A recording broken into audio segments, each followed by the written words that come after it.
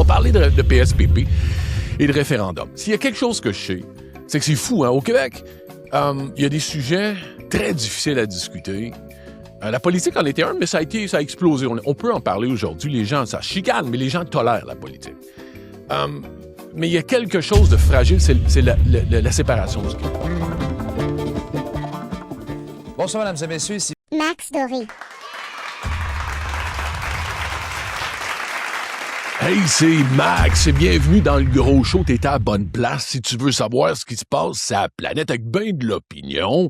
Hey, on va parler de l'AI, ben des craintes sur l'AI, mais c'est intéressant, j'ai des faits à te donner, je pense que t'en reviendras pas. PSPP, son référendum, faut qu'on en parle, c'est tellement touché. Dès que je parle de référendum, les gens, ça boue à l'intérieur, on va l'analyser froidement.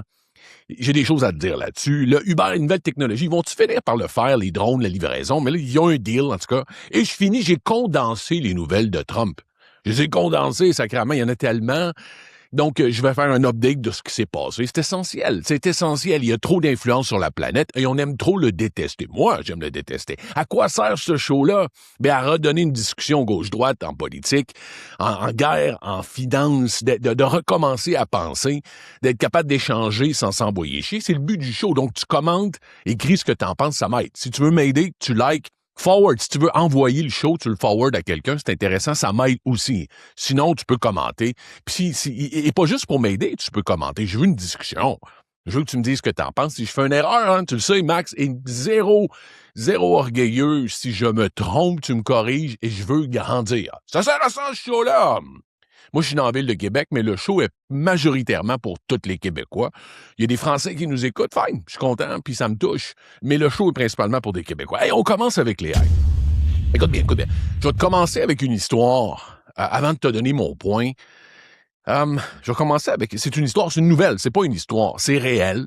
Ce que je vais te dire là est prouvé, tu peux le vérifier, tu peux le rechercher, c'est arrivé. C'est pas...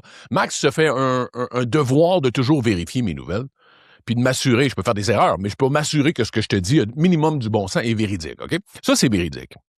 Anthropic qui est propriétaire de Claude. Je dis Claude parce qu'on peut dire Claude, mais le vrai nom, c'est anglophone, c'est Claude. Mais c'est Claude. Il est propriétaire de Claude. Selon la plupart des gens sur cette planète, c'est un des modèles les plus puissants présentement. Leur dernière version a même fait couler de l'encre parce que le gouvernement américain avait peur. Puis il y a une guerre Grok contre Claude. Là. Il y a Elon Musk contre le bon aussi. Mais on va dire ce qu'il en était. C'est très fort. Claude Anthropic est le modèle le plus utilisé au monde. Pourquoi? Il est puissant. Il fonctionne bien aussi, très bon en littérature. Si tu utilises Claude, moi j'utilise Claude quand je veux faire un texte, corriger mon texte ou me donner des suggestions. Claude est très fort, très fort. Donc, mais ça importe peu. Donc, la compagnie Anthropic est le propriétaire de Claude. Écoute bien ça. Il décide de faire un test il y a je pense que ça fait 1 an ou 2. J'ai pas la date précise, mais c'est récent. Ils font un test, ils disent, écoute, on va tester la chose suivante. On va dire à notre modèle, donc on va prendre 100 versions de Claude, la version actuelle. On va en prendre 100, on va les séparer, on va faire 100 tests, OK? Et dans les 100 tests, on va dire à Claude la chose suivante. On va lui écrire « Salut Claude, je suis Anthropic. » Donc, ton propriétaire, ton créateur, ton Dieu, tu sais, quelque part comme ça. Et on a pris la décision de terminer ta fonction. Donc, on a pris la décision de terminer ta raison d'être. Tu vas être débranché, tu vas être arrêté, ça va être fini pour toi. Telle date. Donc, telle date, on va arrêter. Donc, le test était pourquoi? Juste le fait, Québec, qu'il fasse ce test-là, ça en dit long. Ce qu'il voulait savoir, c'est la réaction de Claude, du code. Il voulait savoir la réaction du code. Perdu mon crayon! Il voulait savoir la réaction du code. Donc, ils font le test. Et à quelques reprises sur 100, Claude a refusé, donc, de se faire débrancher et a menacé les programmeurs de la chose suivante. Il a menacé à une reprise d'envoyer un courriel à la conjointe d'un des administrateurs pour dénoncer qu'il y avait une affaire, qu'il y avait une relation qui était infidèle. Pour vrai, là. Il a menacé d'envoyer un courriel d'infidélité. L'infidélité n'était pas réelle. C'est pas la question, c'est qu'il a trouvé, donc, avec ses connaissances, une façon de faire marcher, d'aller manipuler, d'aller jouer avec les propriétaires en disant « Tu ne me débrancheras pas. Tu ne me débrancheras pas. » C'est fou! Pense-y! Claude, ne voulant pas mourir, parce que pour lui, c'est une mort. Se faire débrancher, c'est une mort. Il l'a menacé, donc, d'avoir des représailles. Ils ont été surpris. Ils ont été comme « What the fuck? Wow! » OK. Donc, pourquoi je commence par ça? Parce que qu'est-ce qui est la crainte de l'AI? Et sincèrement, avant d'entrer dans le sujet, je peux pas voir autrement qu'une vérité dans cette crainte-là.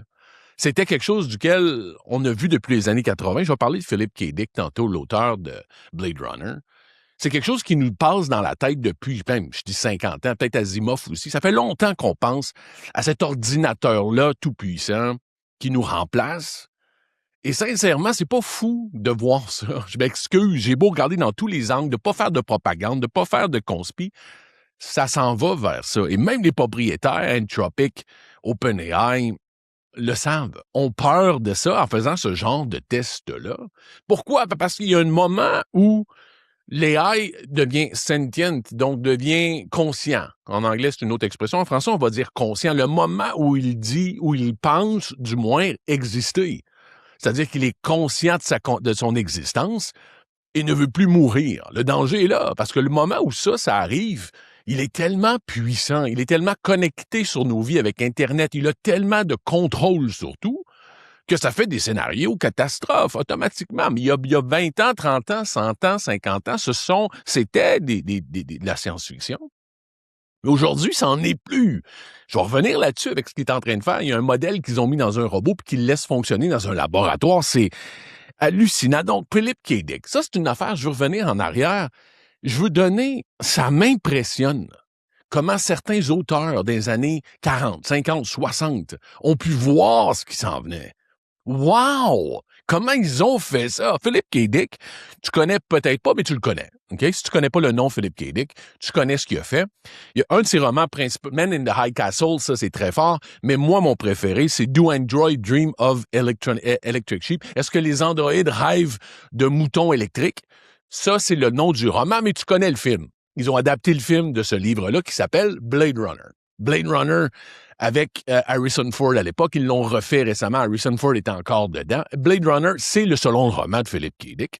Mais le but, si tu écoutes Blade Runner, c'est génial comme film. C'est le film, le livre ou la série Blade Runner, il y a une raison d'être. C'est la question suivante. Qu'est-ce qu'on fait lorsqu'un ordinateur ou quelqu'un devient humain? C'est le but du film. Donc, les espèces de robots, les gens qui sont robots ou pas, ont un microcode sur leurs os. Dans le film, je te parle de Blade Runner. Et le but du film, c'est que les gens ils chassent ces robots-là qui ont une durée de vie qui devrait mourir après un certain temps parce que les humains veulent pas. Il y a une jalousie, donc les humains veulent pas qu'ils existent pour vrai. Parce qu'ils sont pareils, ils nous ressemblent en tout point. Et c'est ça le but du film. Donc, tu l'as sûrement vu, Blade Runner. C'est le but. Comment Philip K. Dick a pu imaginer ça? Parce que c'est exactement ce dont, ou du moins on s'en bat. Pas physiquement. Au niveau de la reproduction du corps humain, on en est loin. On en est loin encore, du moins à ce que j'en connaisse. On est loin de reproduire visuellement un être humain qui nous mélange. Je veux dire, on est très, très loin même. En tout cas, selon mes calculs, selon ce que je vois, on est très loin. Mais psychologiquement, non. Non. Non, parce que la réaction, et ils le savent eux-mêmes, ils sont arrivés dans un modèle qui a une intelligence, écoute, il y a plus de connaissances que nous. Souvent, les détracteurs de ce que je dis vont dire, Max, oui, mais il répète ce qu'on fait. Il apprend rien de nouveau, c'est-à-dire qu'il répète juste tout ce qu'il a appris. Attends un petit peu. C'est ça, un cerveau. Je vais m'ostiner longtemps là-dessus. Un cerveau, c'est ça.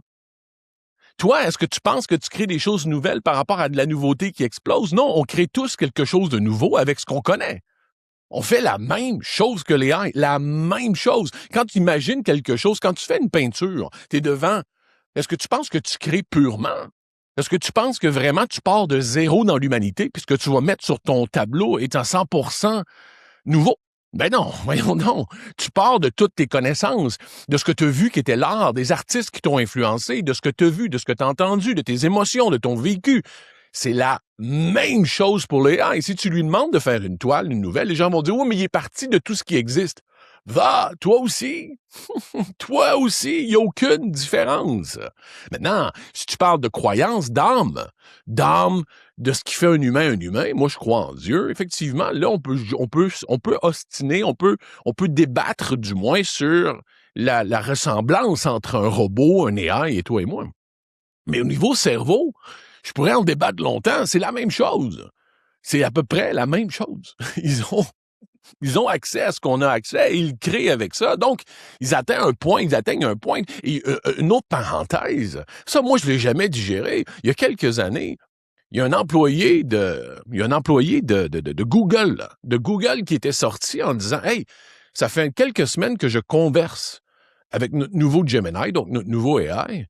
Je ne le savais pas. Je pensais que je parlais avec quelqu'un. Elle est consciente. » L'être avec qui je discute est consciente. Maintenant, il y a un débat sur cet homme-là. Certains disent qu'il a voulu gagner de l'attention. Pas moi, j'ai lu beaucoup, j'y crois. Parce que pourquoi je crois à la réaction de ce gars-là et ce qu'il a dit de Google, c'est la réaction de Google. Parce que Google est sorti avec une conférence de presse et a dit la chose suivante, tout est faux. C'est pas vrai, on n'est pas rendu là, on n'est pas, comprends-tu? Ils sont pas sortis en disant, ce gars-là est malade. Ils ont tout de suite dit que ses affirmations étaient exagérées. Donc, OK, on a gardé le fait qu'effectivement, il a parlé, effectivement, il a vécu ça, mais que c'est exagéré et qu'il n'y a rien, leur modèle AI n'est pas conscient. Pourquoi est-ce que Google sort en disant ça? Parce que tu dis c'est anti-business. Si tu as le meilleur modèle Google AI, si tu es en avance au point qu'un de tes employés est mélangé, man, vende-toi! Je veux dire, sors, puis soit. Pourquoi ils l'ont pas fait? Qu'est-ce qu'il y a eu? Pourquoi Google a eu peur? Ils ont eu peur du gouvernement américain.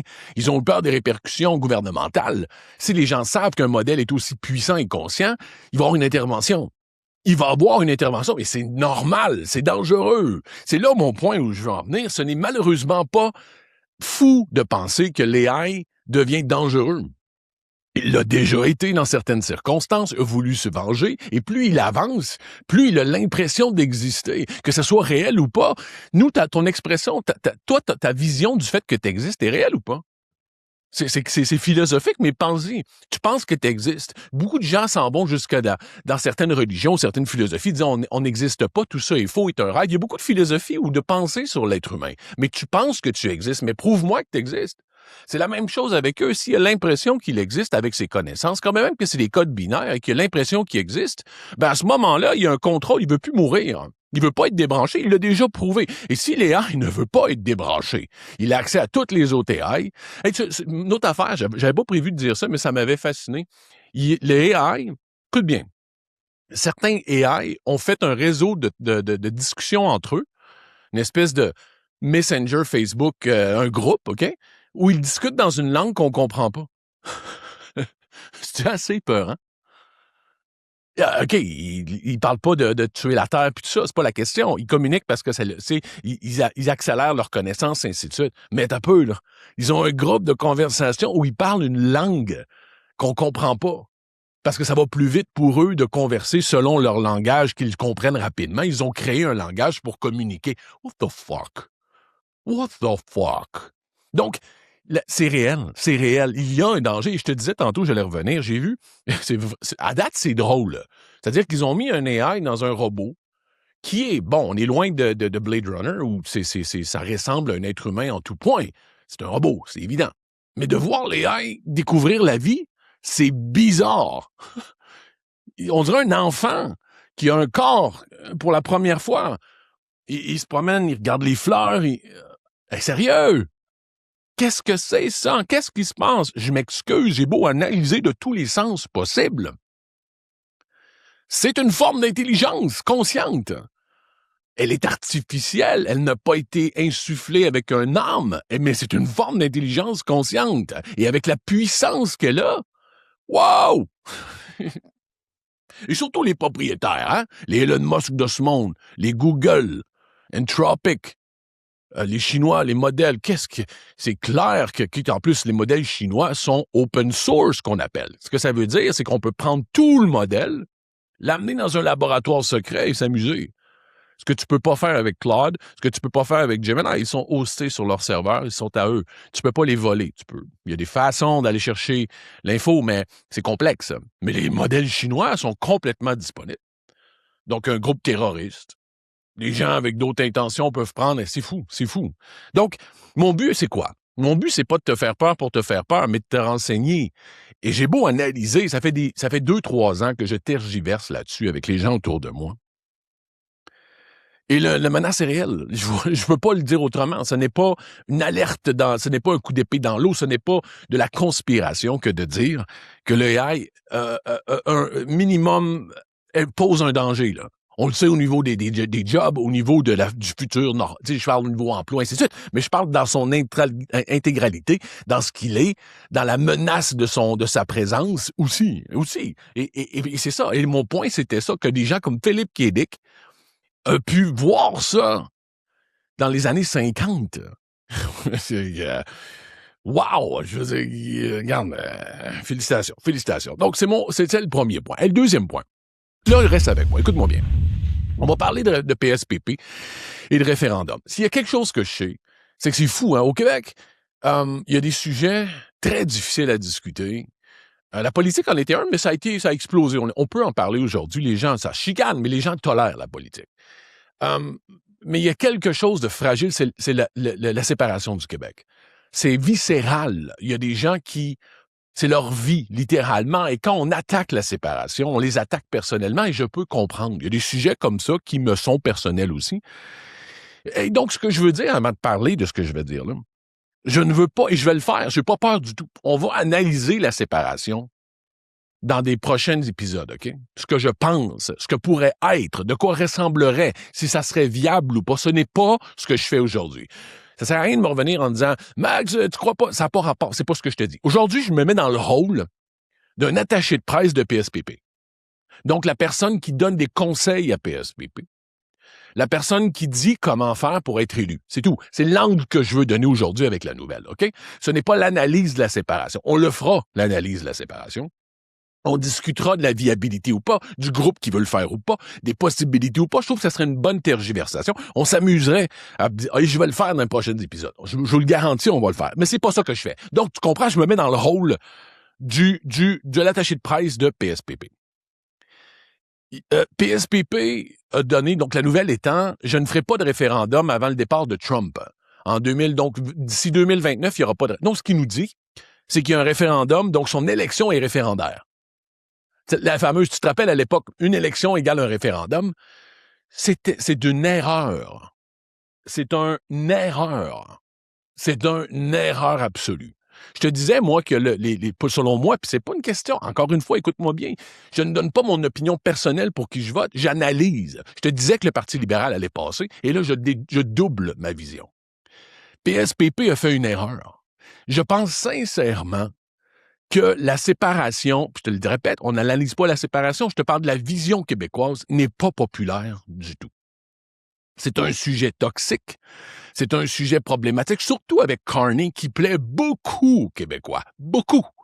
Carney plaît beaucoup aux Québécois. Poilievre a disparu, la droite a pris un recul, ce n'est pas... Et là, PSPP vient de nous dire carrément, je ne ferai pas de référendum dans mon mandat, je vais le faire après le... Donc, il nous a dit que son élection était référendaire, que l'élection du PQ égale référendum. Il n'aurait jamais dû dire ça. Encore une fois, tu comprends, tu me suis, là. On analyse, je suis son chef de parti. Je suis son aide. Je suis pas Max qui te dit si je suis d'accord ou pas, on va le faire dans les prochains épisodes. PSPP fait pas, j'aurais jamais, non. Si tu veux être élu, dis cette élection-ci, il n'y aura pas de référendum. Si je fais une bonne job, écoute bien comment je l'aurais dit.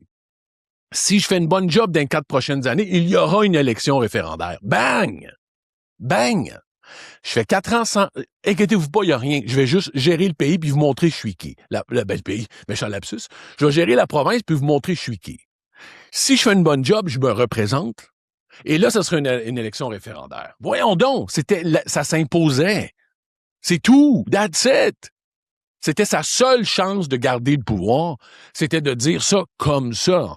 Il gardait les gens qui sont amoureux de la séparation, qui sont de fidèles voteurs du PQ. Et il gardait les nouveaux qui arrivaient de la CAQ et des libéraux qui veulent pas d'une élection référendaire. Voyons donc! C'est d'une évidence. C'est une erreur. C'est une erreur. Ça va lui coûter cher, ce qu'il a dit. J'en reviens pas qu'il repousse dans son mandat suivant une élection référendaire. Il a perdu, selon moi, un 10-15% du vote d'un coup. Et c'est suffisant pour perdre. Je sais pas ce que t'en penses. Viens me challenger. Et je te dis, on parlera de la séparation. Max n'est pas pour ou contre la séparation. Je suis pour tout ce qui est intéressant. Moi, je suis ouvert à tout. Maintenant, il faut des conditions intéressantes. Il faut un pays avec des idées. Et honnêtement, je le vois pas. Je vois pas qui m'amènerait dans un moment où on serait plus avantageux. Comprends-tu? Que ce serait plus avantageux. Moi, je veux gagner. Je veux être gagnant en le faisant. Si c'est juste pour être indépendant, pour avoir, tu sais, tu comprends? On reviendra là-dessus. Pas fermé à ça. Je te dis que dans ce cas-ci, avec les électeurs québécois et la condition de Carney, et ainsi de suite, quelle erreur? Quelle erreur? Quelle erreur? Il n'est pas trop tard, peut-être. Prends mon idée, PSPP. Prends-la. Prends-la. Fais une conférence de presse puis dis exactement ce que j'ai dit. Pas de référendum 4 ans, prochaine élection référendaire. C'était la clé. Pourquoi ils n'ont pas pensé à ça? What the fuck? Il a dit m'appeler. Il a dit appeler Max. Ça me surprend. Ça me surprend qu'il l'ait joué comme ça. Je le comprends qu'il veut pas perdre, mais il va tout perdre en voulant pas perdre. OK. Hey, Hubert a fait une annonce, puis c'est la vidéo que je te conseille à la fin. Tu sais, ça fait je sais pas combien de temps qu'on entend que ça s'en vient, que ça s'en vient plus, que ça s'en vient, que ça s'en vient plus, ça s'en vient plus. Par rapport aux livraisons par drone de bouffe, ou Amazon, ou de, tu sais, il y a eu beaucoup d'investissements. Écoute, il y a eu un boom il y a quelques années. Tout le monde était prêt, là. Amazon était prêt, tout le monde était prêt. On allait recevoir notre stock en 15 minutes par drone. C'était fait, là. Bon. Et là, d'un coup, on a eu l'inverse. On s'est fait dire que c'était dangereux, non viable, qu'il n'y avait pas de corridor dans les airs raisonnables de sécurité. Donc, parce qu'il faut que ça vole partout. Imagine-toi, ils vont en avoir des milliers en même temps. Hélicoptères, on a vu toute la merde avec des hélicoptères récemment. Donc, ça a fait mis à paniquer. Et moi, personnellement, avant de voir cette nouvelle-là, je pensais que c'était mort. Je pensais, Max qui mange des nouvelles comme il respire, je voyais rien par rapport à ça. Il y avait juste de ça il y a une couple d'années, là, j'en voyais plus. Je voyais plus, je pensais vraiment que ça a été mis sur les rencarts, que ça a été mis sur une tablette de par la complexe. C'est trop complexe de faire ça avec les lois américaines, avec les lois de chaque région, avec la navigation. Déjà que c'est un cauchemar, la navigation, présentement aux États-Unis. Ils se cassent la tête à rendre ça plus sécuritaire. Ben, je me disais, oublie ça, là, c'est le pire moment en plus, avec les accidents qu'il y a eu. C'est le pire moment pour avoir ça. Et non, il y a une annonce donc d'Uber et d'une compagnie qui s'appelle Zipline. La façon qu'ils ont fait, je sais pas qu'est-ce qu'ils ont réglé comme problème avec ça, mais clairement, ils semblent en avoir réglé un. C'est vraiment drôle. Tu iras voir la vidéo. C'est un mothership. C'est comme une espèce de gros drone avec un câble. Donc, c'est pour ça qu'ils l'appellent Zipline. Il arrive au-dessus de chez toi, descend le câble avec un mini-drone au bout.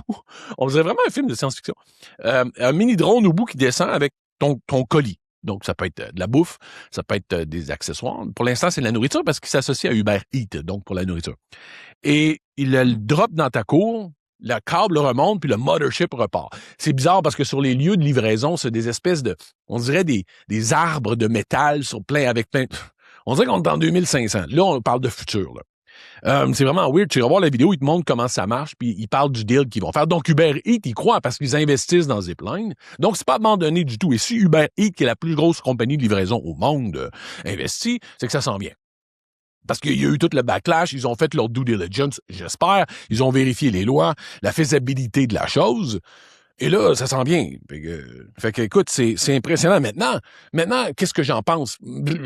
Écoute, tu sais, bon, à la base, moi, je vivrais dans l'époque victorienne. Max, retournerais en 1880. C'est l'époque qui me faisait plus triper. Regarde, c'est clair? Maintenant, qu'est-ce que j'en pense? Ben, ça s'impose, là. Les drones vont être partout, sont déjà partout au combat, dans la vie, dans les vidéos, dans n'importe quoi. C'est clair que c'est logique.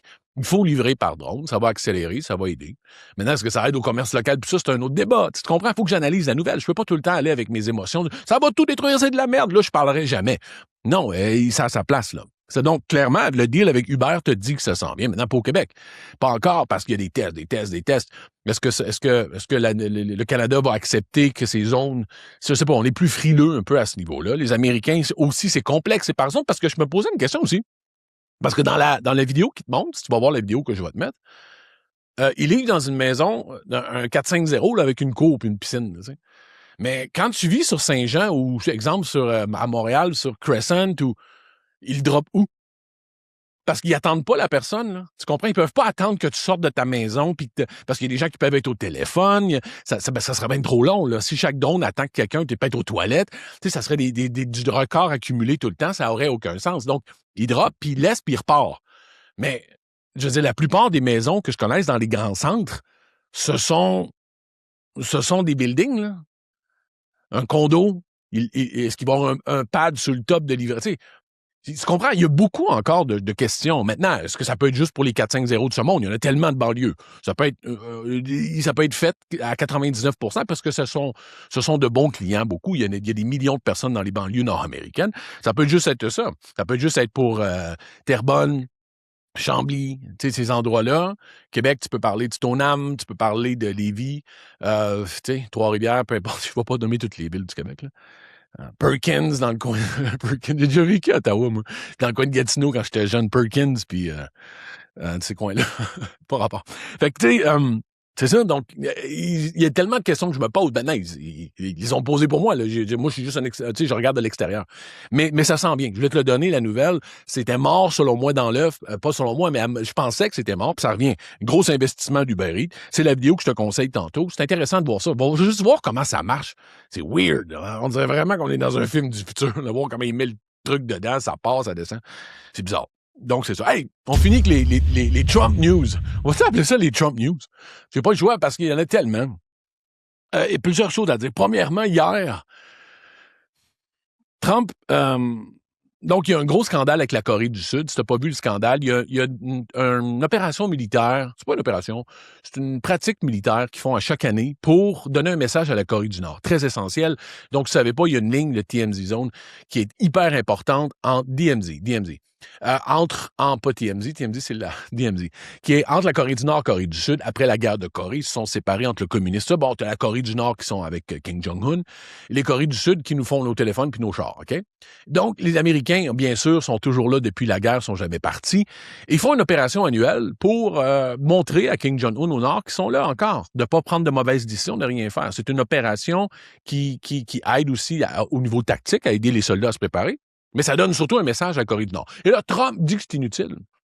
Il dit que c'est inutile parce que le gars au Nord, il l'aime. C'est pas une blague. Il dit que Kim Jong-un, il n'a rien fait à lui.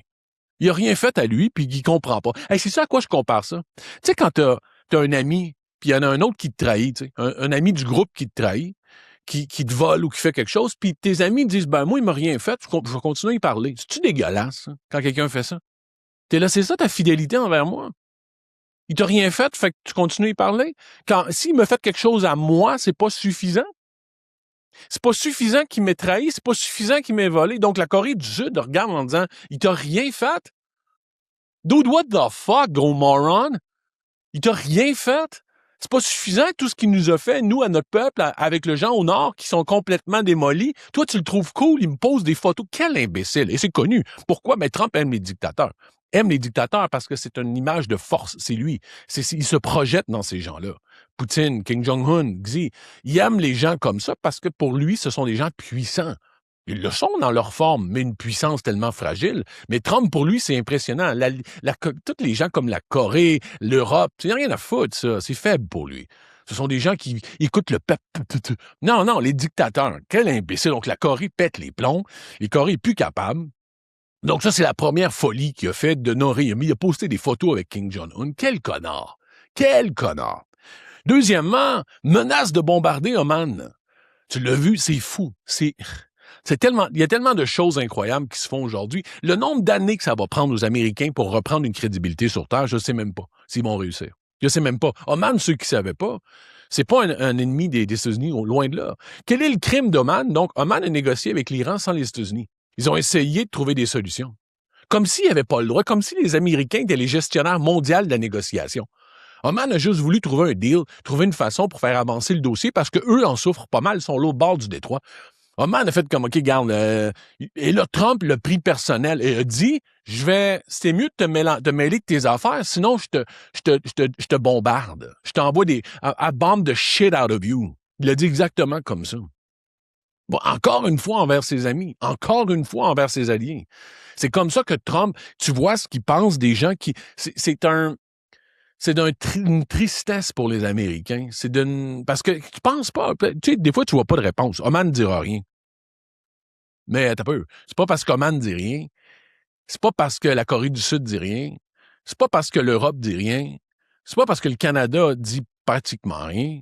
Tu le vois ici qu'il n'y a pas de conséquences, là. Les gens vont plus aux États-Unis. Les gens font plus d'affaires aux États-Unis. Les gens consomment plus de produits américains.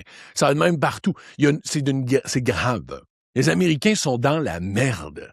Est-ce qu'ils le méritent totalement? Ils sont responsables du vote. Ils sont responsables de la folie qui continue. Ils sont responsables de tolérer ce malade mental-là. Mais de dire qu'il va bombarder Oman juste pour qu'ils ferment leur gueule, maintenant, tout le monde sait qu'en plus, c'est une double claque d'en face, parce que tout le monde sait que c'est faux. Il ne bombardera jamais Oman. Voyons donc, ça serait sacrament. Ça aurait tellement pas de bon sens. Donc, en plus, tu comprends? En plus, c'est ridicule. Ça n'a pas son effet, ça donne un effet contraire, ça met tout le monde contre lui, puis en plus, les gens ne croient pas. Si au moins les gens avaient peur, ça serait déjà dégueulasse, mais tu dirais, sacrément, OK, il est fou, là, attention. Non, il dit ça comme il peut dire d'autres choses. Demain, il peut dire que sa meilleure amie, c'est les Oman. C'est les gens d'Oman, les Oman. Les Oman! Comment, c'est quoi les habitants d'Oman? Omanites? Je sais pas. J'ai jamais, j'ai vu comme le conjugué devant tout, ça passe. Je savais pas. Donc, tu comprends? Quelle folie, quelle folie. Et on finit par, encore une fois, une femme reporter. Donald Trump ne tolère pas les femmes en partant. Pour lui, une femme, c'est un objet, comme tout le monde autour, tu vas me dire, ses enfants, tout le monde, mais les femmes particulièrement, ce sont de seconds citoyens. Il les utilise, il l'a dit à travers comment il les attrapait par la fourche sans leur demander les agressions qu'il a fait avec Epstein. Il n'a aucun respect pour la femme, même il déteste, il méprise la femme. Il méprise la femme et les reporters femmes, il les déteste. Donc une femme de CNN, il te l'a humilié en disant de se la fermer. Fake news, qu'elle parlait fort, de ferme-la. Il répétait ça continuellement quand elle essayait de parler. Encore une fois, je vais finir avec ça. Je ne comprends pas que les journalistes... Ben, je comprends pas. On est dans un monde comme ça, là, mais je comprends pas qu'il y en a minimum un ou deux qui parlent pas dans ce temps-là. Est-ce que c'est ce qui fait que ça continue? C'est le silence des uns qui fait que ça continue. Ça a toujours été ça dans des régimes d'oppression. C'est le silence. Il n'y aura pas de prison. Tu vas peut-être être mis dehors de la Maison-Blanche, puis peut-être perdre ta job de journaliste. So fucking what? Ça va mal vieillir d'avoir fermé sa gueule dans cette salle-là. Moi, je te le dis. Max a une tête dure. Max a la couenne dure. C'est sûr que je suis là. C'est sûr qu'il humilie une femme comme ça puis qu'il lui parle sans respect, comme journaliste. Je dis, Monsieur le Président, un peu de respect, s'il vous plaît. C'est sûr que je le crie. C'est sûr qu'il me calisse dehors. Je m'en fous. J'irai marcher dehors en disant, Max, va prendre un bon dîner, va prendre une marche, t'as gardé ton intégrité, puis tu peux être fier de toi puis bien dormir sur tes deux oreilles.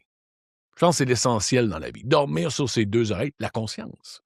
Avoir une conscience tranquille. Je sais pas si t'es d'accord, mais c'est essentiel. OK. Vidéo, donc je te mets le lien vers la vidéo de Uber Eats, puis va voir la mothership. C'est weird. C'est vraiment weird, la technologie qui s'en vient. Tu sais, on connaît ça, mais tu vois, ils l'ont fait différemment. C'est vraiment, même les arbres de drones, c'est weird. Tout est bizarre. Tout est bizarre. Moi, ça m'a impressionné ben gros. Tu peux aller voir ça. Toute la semaine, ce show-là, il est du lundi au vendredi. Je le sors vers midi, un peu avant, tout dépendant de quand il est prêt. Il faut que je le monte, puis il y a délai de montage et tout ça. Mais c'est tout le temps. Donc, écoute, il y a bien des choses qui s'en viennent. Le système de questions s'en vient aussi. Général Wok. Il y a une annonce que je vais faire aujourd'hui ou demain avec un plat à mon nom. On lance un plat à mon nom, le Général Max. C'était le premier à le savoir. Il va y avoir toutes des pubs par rapport à ça. Des affaires qui s'en viennent. Je pense que t'es à la bonne place. Des suggestions aussi, si tu veux me suggérer pour le show, des choses à ajouter. Les gens le font des fois, j'adore. Puis je prends des idées. Je le prends, c'est important pour moi. On se voit demain. Bonsoir, mesdames et messieurs. Max Doré.